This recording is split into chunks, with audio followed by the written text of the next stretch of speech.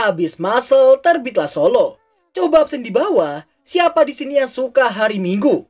Saya bang. Emang lu gak capek bang upload 2 video sehari? Oh enggak dong, kan double AdSense-nya. Kan double kebahagiaan kalian semua.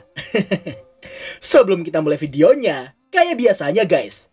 BTW tapi biar gak bosen, gua mau coba minta pakai bahasa Jepang, tapi dengan nada Jawa. Wamni chaneru ga kotoshi ni jumanri no toroku sani totatsu dekiru yoni. Mazu toroku, ine botan o oshite, kano suchi beru o akutibu ni shite kudasai. Sore dewa sasoku, episodo Q no soro reberingu o hajimemashou. Ih, wibu!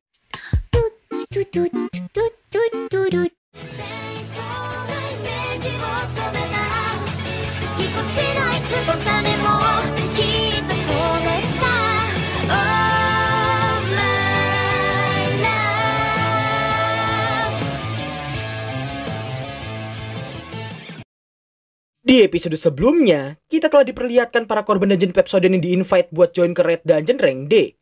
Namun ketika sedang reuni di depan gate, 3 napi datang bersama Kang Taesik yang merupakan hunter rank B sekaligus menjadi pengawas mereka kali ini.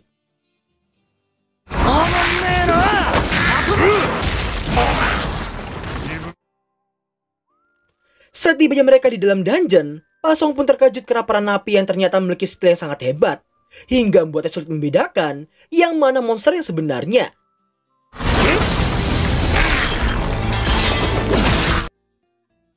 Setelah selesai membasmi para goblin yang menyerang, Pasong terlihat memuji Sung Jinwo yang dirasa jadi lebih kuat dari sebelumnya. Yang bahkan Bajuhi juga terkejut karena Jinwo yang belum terluka sama sekali.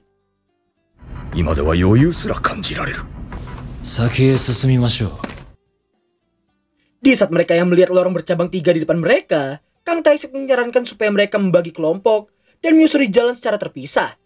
Meski resikonya jadi lebih tinggi, tapi karena pertarungan tadi yang dirasa cukup EZ, Kang Taesik merasa mereka bisa selesai lebih cepat. Setelah menerimanya, nampak Jinwo yang bisa merasakan aura yang berbeda dari lorong di sebelah kiri. Dirinya pun sangat yakin bahwa bos dungeon itu pasti ada di sana. Dan pada akhirnya, Jinwo, Mbak Juhi, dan Pak Song akan menyusuri lorong sebelah kiri. Pak Kim dan Om Kekar yang punya nama Jeong Ho ini akan menyusuri lorong tengah, sedangkan Kang Taesik dan para napi akan menyusuri lorong sebelah kanan.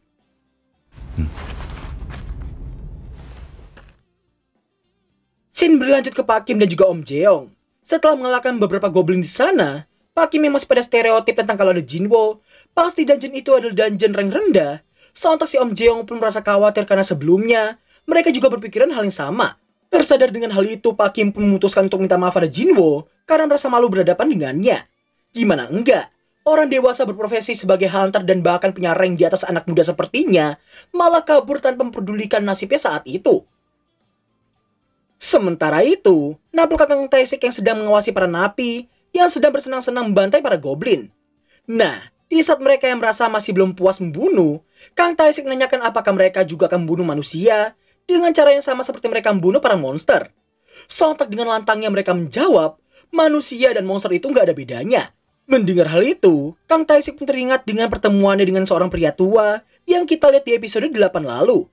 Di mana ternyata permintaan pembunuhan yang dimaksudkan itu ialah ketiga napi jahanam di sana yang telah melecehkan putrinya sampai membuatnya gantung diri. Sedangkan sang istri kini sedang dirawat karena mengalami shock pasca mendapati putrinya yang telah tiada. Merasa keadilan tak bisa ditegakkan karena ketiga napi itu yang memiliki lisensi hunter. Hal itu membuat si Patua yang merupakan seorang ayah yang cuma ingin sebuah keadilan memutuskan untuk meminta tolong kepada Kang Taesik untuk membunuh ketiga napi itu dengan bayaran 3 miliar yen.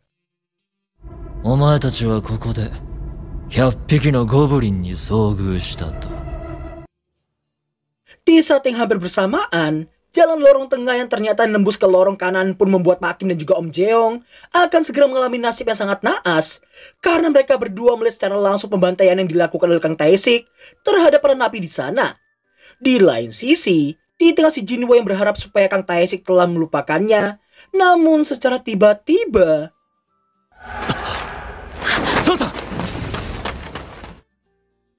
sungguh naas sekali. Sesampai mereka di sana, para napi dan juga Om Jeong nampak sudah tidak bernyawa lagi.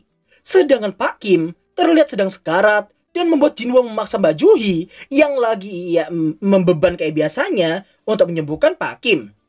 治療早く治療 Di tengah Mbak Juhi lagi ngehil, Pak Song bisa langsung tahu bahwa luka-luka itu bukan disebabkan oleh para monster. Apalagi sayatan belati secara bertubi-tubi dan selalu menghindari area vital itu hanya bisa dilakukan oleh hunter bertipe assassin. Singkat waktu, di saat Pak Kim yang merasa itulah akhir hidupnya, Jinwo pun melarangnya berbicara seperti itu, karena jika Pak Kim sampai meninggal, maka istrinya akan menjadi jandai beranak dua. すまない恨むこともできないじゃないですか Di ujung hidupnya, meski awal dia ingin minta maaf dengan layak, namun karena sudah tidak mungkin lagi, Pak Kim pun minta maaf pada Jinwo sebelum akhirnya dia mengembuskan napas terakhirnya. 本心すまなかった Di tengah rasa berduka atas kepergian Pak Kim, nampak Kakang Taesik yang bersiap menerjang salah satu dari mereka. Hingga sesaat kemudian, Wow, 早いじゃん。 sontak mereka pun sangat terkejut karena mengetahui bahwa Kang Taesik layak membunuh semua orang di sana.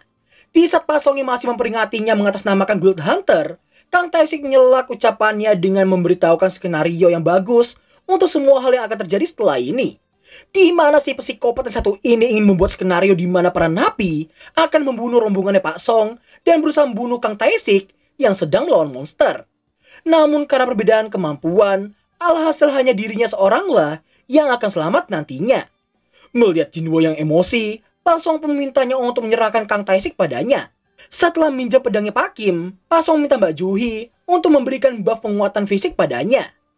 暗殺系は防御に弱いという欠点がある Melihat hal itu, Kang Taesik terlihat meremehkan Pak Song yang dikira cuma mage tua biasa. Namun tanpa diketahui olehnya, Pak Song sebenarnya juga merupakan seorang ahli pedang. Sampai akhirnya...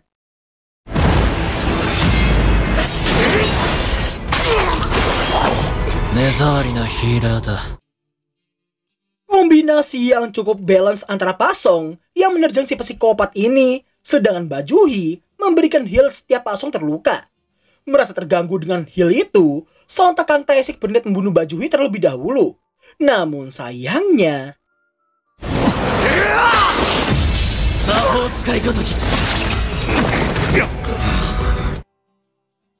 Melihat Pak Song yang terluka parah, entah karena shock atau kehabisan mana, tapi yang jelas Mbak Juhi kembali bercosplay jadi beban. Dan hal itu membuat Pak Song harus berpasrah pada takdir. Namun di saat si psikopat Taesik ini akan mengakhirinya, secara tidak terduga ini yang ia lakukan.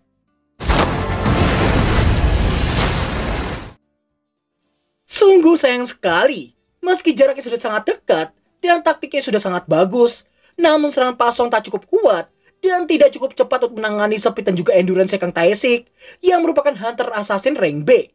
Dan kali ini, Pak Song cuma bisa berpasrah karena sudah tidak memiliki cara sama sekali. Namun di sini Kang Taesik, Pak Song dan juga Mbak Juhi lupa bahwa mereka bertiga bukanlah MC anime ini. Sampai pada akhirnya... 何者だ。存じぬ。いい級だ。 Ya, abang-abang tanpa puting ini, maksudnya Jinwo muncul tepat pada waktunya. Kang Taesik pun meragukan rank Jinwo yang cuma rank E karena refleksnya tadi yang telah menghalau serangannya sebanyak 2 kali. Berdasarkan hasil analisanya, Jinwo 100% bukanlah pendaftar palsu karena si Jinwo yang mengenal baik Pak Song dan juga yang lainnya. Maka dari itu jawabannya hanya ada satu. もしかしてあの雑魚の E 級再覚醒者。孫君が再覚醒者。見た目も雰囲気も全くの別人じゃないか。 Merasa gak paham dengan apa yang terjadi pada Jinwo, Kang Taesik menduga awakening keduanya Jinwo terjadi tepat setelah pemeriksaan ranknya di rumah sakit. Meski belum yakin apa yang terjadi, tapi untuk berjaga-jaga Kang Taesik terlihat menyiapkan belati keduanya. 先輩として僕がいろいろと教えてやろう。 Setelah bertanya alasan kenapa dia membunuh mereka semua, Kang Taesik hanya mengatakan alasan yang membunuh para napi pun jelas membuat Jinwo gak peduli. Karena yang ia tanyakan ialah kenapa si Kang Taesik ini membunuh Pak Kim dan juga Om Jeong. Semisal jawabannya adalah untuk menutup mulut, namun karena luka-luka yang dialami Pak Kim dan juga Om Jeong adalah luka yang menghindari area vital, dan seolah-olah hanya ingin membuat mereka tersiksa saja, Jinwo bisa langsung tahu bahwa membunuh para napi mengatasnamakan orang tua korban bukanlah sifat aslinya. Dan setelah melihat senyum psikopat Kang Tae-sik, Shin akan mundur di saat ayah korban yang terlihat masih memohon padanya. Nah, si Kang Tae-sik ini meluruskan bahwa si Pak Tua ini telah salah paham tentang satu hal, yaitu alasan kenapa dirinya yang merupakan hunter rank B malah bekerja di asosiasi hunter yang hanya menggajinya dengan nominal yang cukup kecil. 人を殺してる時の方が楽しいんですよ。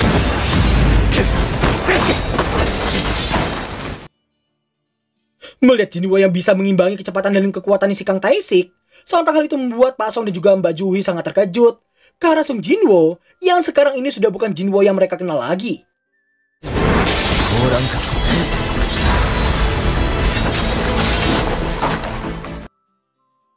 Melihat Jinwo yang cuma mendapatkan goresan kecil, Kang Tae-sik pun cukup mengagumi endurance yang dimiliki olehnya.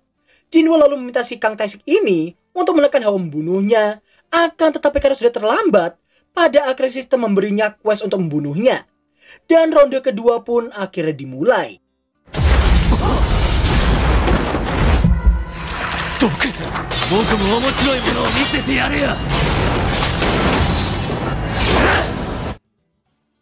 Terkejut karena si Tae-sik ini yang menghilang secara tiba-tiba, Kang Tae-sik pun memanfaatkan situasi yang ada untuk terus menyerang Jinwo, namun untungnya refleks Jinwo masih mampu mengikutinya.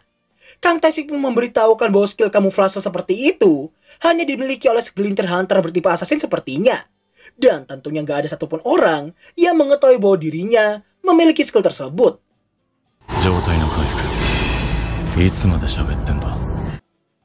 Sontak Kang Tae-sik pun sangat terkejut karena dia belum pernah mendengar ataupun melihat hunter tipe petarung sepertinya yang bisa menguasai pemulihan seperti itu. Di tengah ketidaktahuan berapa kali Kak Jinwo bisa menggunakan skill pemulihan seperti tadi, nampaknya Jinwo yang merasa ada satu lagi emosi dalam dirinya yang telah mati. Di saat si Tae-sik ini yang melihat ekspresinya Jinwo, dirinya langsung menyadari bahwa Jinwo juga pernah membunuh seseorang. Meski sempat terkejut, tapi Pak Song menduga alasan Jinwo yang membunuh seseorang tadi galan karena dia sering terjebak dalam situasi hidup dan mati. Setelah cukup banyak bacotan dari Kang Tae-sik, pada akhirnya final round pun dimulai.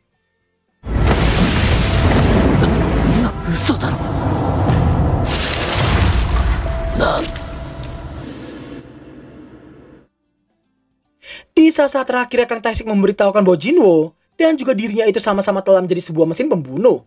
Dan kematiannya di sini gak lebih dari sebuah hukum rimba. Biar gak mati penasaran, Kang Tae-sik menanyakan siapakah Jinwo sebenarnya. Karena sepanjang hidupnya sebagai seorang hunter, dia gak pernah mendengar hunter bertipe assassin yang bisa memakai heal dan juga debuff seperti itu. あんたの影帽子は闇へとつながってるよ。俺も自分の正体が気になって仕方ない。深淵もまたお前を覗いている。 Singkat cerita, setelah menuntaskan quest dan mendapatkan sejumlah reward, nampaknya Jinwo yang sedang memikirkan tentang seiring dengan dirinya yang jadi semakin kuat, semakin banyak pula bagian dari dirinya yang terkikis dan hancur di saat itu juga. Setelah Mbak Juhi dan Pak Song berterima kasih padanya, Jinwo merasa nggak masalah dan meminta mereka berdua untuk keluar dungeon duluan. Karena dirinya masih harus menutup dungeon itu dengan cara buy one melawan bos dungeon di sana. Setelah itu, nampaknya Jinchul datang dan merasa terkejut karena ternyata pelaku dari kasus pembunuhan yang marak terjadi belakangan di dalam dungeon diakibatkan oleh anak buahnya sendiri. あの時の EQ ハンターだよな。まるで別人だ。 Jinchul lalu bertanya siapakah yang telah mengalahkan si Kang Tae-sik. Nah, ketika si Jinwo yang merasa udah nggak bisa menyembunyikan apapun lagi dan mengira harus menarik kembali tawarannya si Jinho sebelumnya, namun untungnya 私です。彼女がいるではありませんか。 meski telah menerima jawaban itu, akan tetapi dalam hati Jinchul mengetahui bahwa Kang Tae-sik tak akan mungkin bisa dikalahkan oleh hunter yang seperti Pak Song, meskipun dirinya telah dibantu oleh seorang healer sekalipun. Jinchul kemudian mengajak mereka bertiga untuk membantunya membuat laporan perihal kasus tersebut. この人は永久だ。今の俺じゃ太刀打ちできない。 Gak lama kemudian, Jinwo pun akhirnya mengetahui alasan kenapa si Pak Song yang tadi telah melindunginya. Yang mana ternyata si Pak Song ini meyakini si Jinwo pasti memiliki alasannya sendiri sampai dia ingin menyembunyikan kekuatannya seperti itu. Scene lompat ke beberapa waktu setelahnya. Diketahui si Pak Tua yang minta Kang Tae-sik sebelumnya kini telah menyerahkan diri dan membuktikan bahwa apa yang dilakukan oleh Pak Song Bajuhi, dan juga Jinwo hanya sekedar pembelaan diri. ジュヌさん、覚えてますか？ Koste anime no story wa owarima. Dan berakhirlah alur cerita anime Solo Leveling episode ke-9. Epic, cuma itu doang pendapat gua. Yang untungnya episode kali ini gak gantung kayak episode sebelum-sebelumnya. Anyway, gua aslinya mau tanya ke kalian deh. Enaknya Ninja Kamui kita lanjutin atau enggak? Jujur gua bimbang parah. Di lain sisi gua suka ngeditnya karena story dan grafisnya yang seriusan keren edan. Tapi di lain sisi gua gak mau sampai makan pasir doang gara-gara terlalu banyak adegan merahnya cuy.